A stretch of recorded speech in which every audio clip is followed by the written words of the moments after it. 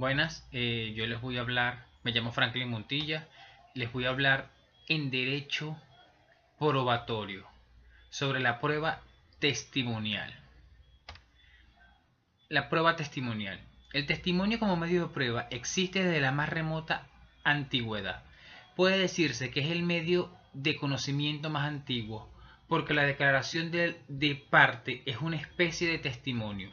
La confesión es una especie de testimonio y tuvo importancia en la antigüedad y también en la época moderna. Los testigos son los ojos y oídos de la justicia. La prueba testimonial ha tenido considerable relevancia jurídica en todos los ámbitos del derecho, y más en el ámbito penal. La prueba testimonial es la expresión de unos hechos que son objeto de controversia jurídica. Lo que pretende el testigo es llevar al conocimiento del juez de esos hechos. El testimonio se agota en la transición de un hecho adquirido por el testigo.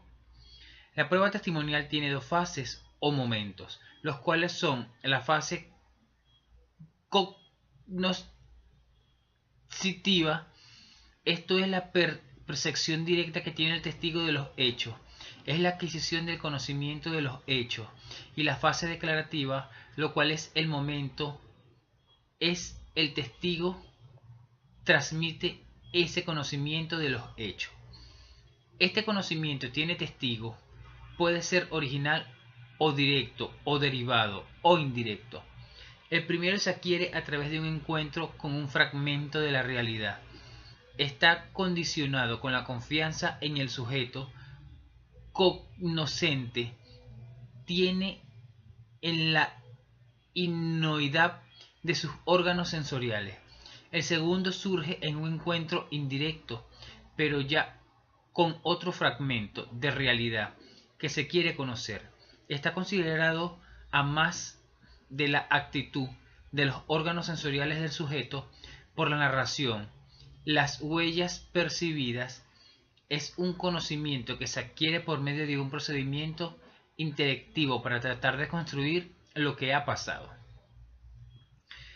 La estructura lógica de la prueba testimonial. La estructura lógica de la prueba testimonial nos encontramos que se divide en 1. Testigo, 2. Percepción, 3. Memoria y 4. La declaración. Comencemos con el testigo. Es la persona física natural que declara en una etapa en el proceso sobre el conocimiento de los hechos que interesan a éste. No es testigo por el solo hecho de ser llamado a declarar. Existe la obligación de declarar en todos los ordenamientos procedimentales en esa forma general. Sin embargo, existen excepciones establecidas por la Constitución y la ley. La persona puede renunciar a la inmunidad intraprocesal. Este principio tiene aplicación en el campo penal. En el civil no hay norma expresa que lo desarrolle. Hay otras normas que expresamente señalan la obligación que tienen las partes de dar testimonio bajo juramento. La percepción es un conjunto de sensaciones. Las sensaciones son imágenes aisladas de las cuales los objetos y fenómenos del mundo que rodea al hombre y de las cosas que hallan en su organismo. De ella provienen las formas de conocimiento. La sensopercepción es un proceso activo que resulta de la relación sujeto-objeto, construyendo de una forma el conocimiento mediante el cual aprendemos a perimundo, es decir, el mundo que nos rodea, y nuestra propia corporalidad.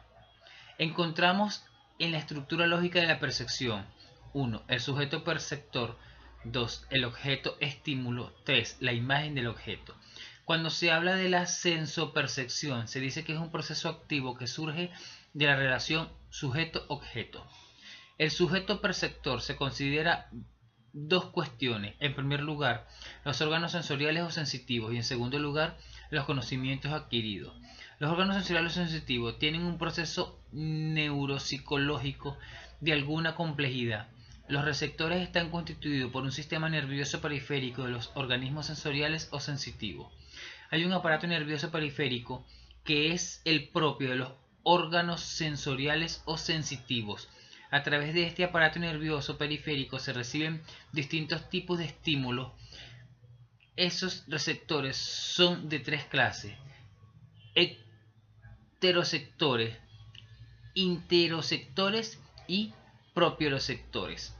Los heteroreceptores reciben los estímulos del mundo externo, ejemplo, el ruido, las imágenes. Los interoreceptores perciben los estímulos que dan al interior del organismo, principalmente en las cavidades corporales. Los propioreceptores tienen un sistema un poco más complejo porque reciben estímulos de las articulaciones, de los ligamentos del sistema muscular, ejemplo, la sensación del dolor, del frío o de calor. Los conocimientos adquiridos también influyen en alguna manera en la percepción. Muchas veces quienes más saben de muchas cosas mejor percibe. Ejemplo, un microbiólogo. Van a percibir mejor que cualquiera de nosotros un microscopio de ultrasonido moderno. El objeto estímulo puede generar acción, repulsión, neutralidad. La imagen del objeto puede ser identificado, clasificado y denominado. Vamos con la memoria. Los psicólogos y psiquiatras han definido la memoria como una forma de conciencia mediante la cual el hombre se refleja en el pasado. Puede sintetizar diciendo que la memoria es la conciencia del pasado, el conocimiento del pasado. En esto de la memoria, ya sé si se presentan algunos problemas que en veces son serios. Desde luego pueden incidir en la prueba testimonial. ¿Cuántas veces no nos sucede a nosotros mismos o a otras personas que alguien está hablando con otra persona y se desconecta? No recuerda que estaba hablando, y cuando eso es muy frecuente tiene ya connotaciones patológicas, es decir, es un proceso morboso, un proceso de enfermedad que es una especie de epilepsia psicológica. La persona está hablando y se le olvidó que está hablando. Los tres aspectos esenciales de la memoria son la conversación, la evocación y la fijación. La memoria es una función psíquica basada en tres aspectos esenciales que son la fijación de las impresiones, la conservación de las impresiones y la evocación de las impresiones. La fijación de las impresiones no es nada distinto al registro de las impresiones en el sistema nervioso central. La conservación de las impresiones es la permanencia o la persistencia de una impresión registrada. La evocación de las impresiones consiste en traer a la conciencia una impresión previamente registrada, puesto que quien evoca bien ha tenido una buena evocación, pero no vayamos a creer que esto es una gran ventaja. Esto generalmente se da en personas de muy bajo nivel intelectual o muy poca instrucción. Se trata de una memoria mecánica que no sirve para nada absolutamente. Se requiere de una memoria analítica. Vamos con la declaración. Es el testimonio de la declaración verbal de la persona física que no tenga interés en el proceso. Declaración que rinde ante autoridad competente, con el lleno de los requisitos legales, que se declara son hechos percibidos, hechos que incorporan el proceso. Puede suceder que lo transmitido no se corresponda con la realidad de tres razones. El acto de percibir distorsiona lo percibido. Al momento de declarar se distorsiona la declaración. El testigo ha mentido. Quien interroga tiene restricciones que le impone la ley. Puede formular preguntas sugestivas, capciosas ni confusas. La declaración es el soporte de la prueba testimonial. El testigo exterioriza esas imágenes en el objeto de estímulo que ha dejado en su mente. La declaración es el medio del cual el testigo exterioriza el conocimiento del hecho constitutivo de la prueba. El testimonio es el medio de la prueba. La declaración es el soporte del conocimiento del hecho. La declaración es el punto de llegada de la prueba testimonial. Debe examinarse es por su contenido y que esa declaración esté sometida a unas solemnidades previas a la ley. Los testigos deben ser examinados por separado, de lo contrario, contaminaría el testimonio de los demás y van a ser interrogados en el orden que se les solicita la prueba. Aparición de la prueba. En general, apreciar la prueba es determinar el grado de credibilidad que suministra la prueba al juez. Es descubrir los motivos de credibilidad o no credibilidad para fundar una resolución judicial. En materia procesal civil encontramos que el artículo 187, que las pruebas deben ser apreciadas en conjunto, teniendo en cuenta las reglas de la sana crítica. Igualmente en el artículo 379 del Código de Procedimiento Penal establece que los medios de prueba, los elementos materiales de prueba y la evidencia física se aprecian en conjunto. Ya en materia de prueba testimonial, es el procedimiento penal que hará la apreciación de acuerdo con el artículo 404, el cual establece que el juez tendrá en cuenta los principios técnicos científicos sobre la percepción y la memoria, esencialmente en lo relativo a la naturaleza del objeto percibido, al estado de sanidad de los sentidos de los cuales se obtuvo la percepción, las circunstancias de tiempo, modo y lugar en el que se percibió, los procesos de rememoración, el comportamiento del testigo durante el interrogatorio y el contrainterrogatorio, la forma de sus respuestas y su personalidad. Los elementos para la apreciación del testimonio son la credibilidad del testigo, la fuerza probatoria del testimonio. En el primero se hace un análisis psicológico del testigo y el segundo un examen lógico-jurídico y el lógico dialéctico del testigo. La apreciación es el testimonio, comporta apreciar cada uno de los elementos estructurales de este y establecer una secuela lógica de ellos. El juez debe apreciar la máxima objetividad, debe apreciar las condiciones individuales de cada uno de los elementos del testimonio y del testigo. La prueba documental.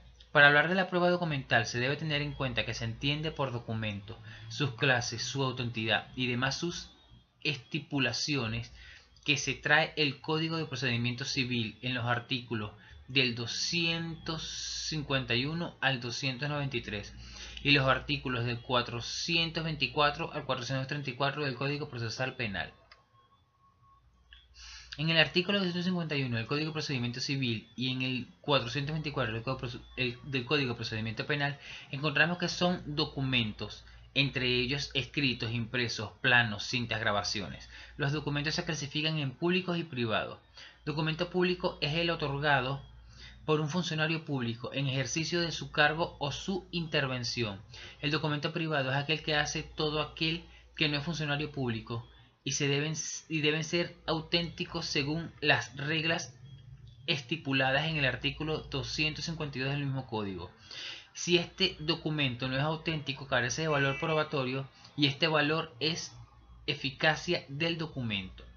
La evidencia documental es valorada y admitida en razón de lo que ella dice. La evidencia documental tiene significado jurídico intrínseco por haber sido creada y tener la capacidad de probar eventos pasados. A fines de admisibilidad de código se define que es un documento auténtico y determina unos casos específicos de documentos que se presumen auténticos. Regla general: auténtico es todo documento que se tiene certeza sobre la persona que lo elaboró o produjo según artículo 425 del Código Procesal Penal. Los elementos estructurales de la prueba documental. 1. Los sujetos, el autor jurídico, la autenticidad, la persona que ha elaborado o manuscrito el documento. 2. El objeto. El contenido del documento puede ser declarativo, representativo o mixto. Tiene trascendencia en cuanto tenga relación a los hechos que interesan al proceso. 3. La actividad. En el lugar, tiempo y modo en cuanto este último se refiere a la incorporación del proceso. También se debe distinguirse las oportunidades para incorporar el documento al proceso. Hay oportunidad general y oportunidad específica. En materia civil se incorpora en la presentación de la demanda, excepciones o en la contestación. En la ley 906 del 2004 el documento debe incorporarse en audiencia preparatoria. Prueba pericial. La prueba pericial la encontraremos estipulada en los artículos del 405 al 423 del Código de Procedimiento Penal y del 233 al 243 del Código de Procedimiento Civil.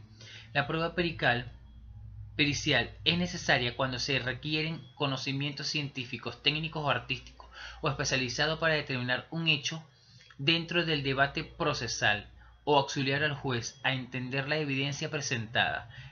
El apoyo al juzgado se centra exclusivamente en materia especializada, sin sustituir sus facultades y competencias jurisdiccionales.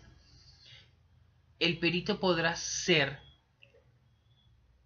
las personas con título legalmente obtenido o en circunstancias diferentes a las personas de reconocimiento entendido, con la respectiva ciencia, técnica o arte, o pueden ser nombrados menores de 18 años, interdictos o en los enfermos mentales, además de los que hayan sido suspendidos en el ejercicio de la respectiva ciencia, técnica o arte. La estructura de la prueba pericial. 1. El perito. La sabiduría, honestidad y absoluta parcialidad son cualidades que deben concurrir en este para que sea confiable. Elementos de la prueba. 2. Los artículos del 254 al 266 de la Ley 906 de 2004, la cadena de custodia debe garantizar y asegurar la inalterabilidad y autenticidad de los elementos de prueba, que estos no resulten alterados, contaminados ni ocultados, porque esto reduce el alcance del material probatorio. 3. Técnicas empleadas. El perito aplica principios científicos utilizando elementos esenciales de acuerdo a la técnica especial. Para esta técnica pueden ser la orientación, es un simple examen visual, permite la orientación y la colocación del elemento. Probabilidad, entra a operar la crítica analítica que permite analizar. Y certeza, es un doble examen a través del cual eliminan los errores. 4. Dictamen o informe pericial, es una proposición o conjunto de proposiciones que contiene el concepto técnico que emite el perito. Debe describir las fuentes empleadas, los instrumentos que empleó para el análisis, los principios científicos y técnicos de la disciplina correspondiente, señalar cuál fue el conocimiento. El dictamen que tiene 3 características de ser restrictivo, fundado y conclusivo. 5. Conducencia. Debe ser conducente, pero esto es para todas las pruebas. Apreciación de la prueba pericial. La apreciación se hace por medio de la santa crítica, que está constituida por un conjunto de conocimientos que debe aplicar el juez.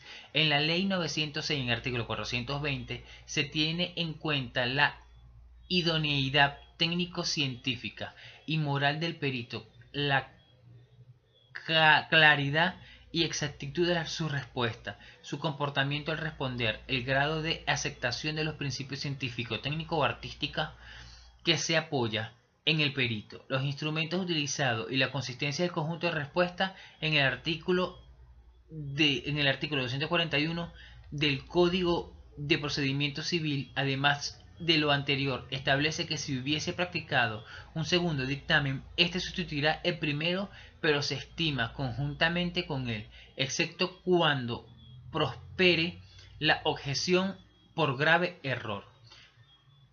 Inspección judicial. La inspección judicial como medio de conocimiento está estipulada en los artículos 135 del Código de Procedimiento Civil y en el 382 de la Ley 906 del 2004. Se trata de los artículos 435 y 436 de esta última, y en el civil en los artículos del 244 al 247 del Código de Procedimiento. La inspección judicial es una actuación procesal por medio del cual el juez examina por sí mismo hechos y circunstancias que interesen al proceso. Es una prueba perceptiva por excelencia. Lo que se inspecciona puede ser personas, lugares, cosas y hasta documentos. En el lugar de ocurrencia de los hechos en sí mismo contribuye muchas veces la prueba. La inspección judicial es un procedimiento de verificación y recolección de pruebas. La comprobación judicial es un proceso de experimentación personal por cuyo medio el juez se entera de circunstancias que han sido allegadas al proceso. En una prueba personal directa y real perfecta, esto fundamentado en lo que se percibe existe. El buen resultado de la inspección judicial depende de la psicología del juez y su capacidad sensitiva de persuasión. En la práctica esta prueba debe cumplirse con los siguientes requisitos. El juez puede hacerla oficiosamente y las partes pueden pedir o solicitar. El primer evento solo opera en materia civil, artículo 244 del Código de Procedimiento Civil. En el caso penal está prohibido decretar pruebas de oficio según el artículo 13.1 de la Ley de 906 de 2004. Quien solicita la práctica de esta prueba debe decidir qué es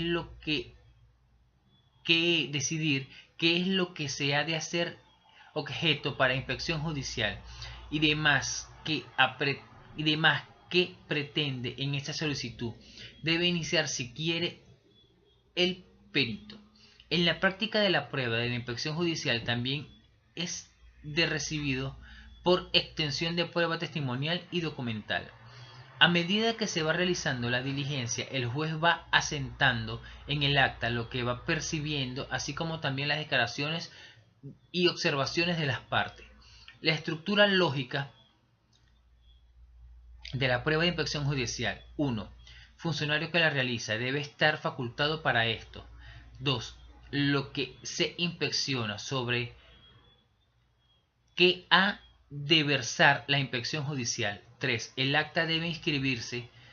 Todo lo que se ha observado debe ser objetivo y no puede el juez anticipar juicios de valor.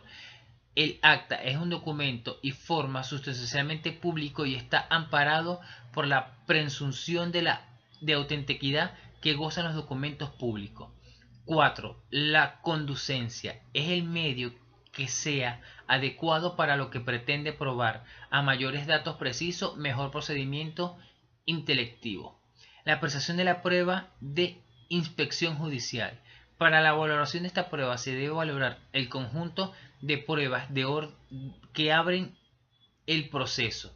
También se aprecia teniendo en cuenta las reglas de la Santa Crítica. Esto ha sido por los momentos. Espero que haya servido. Gracias.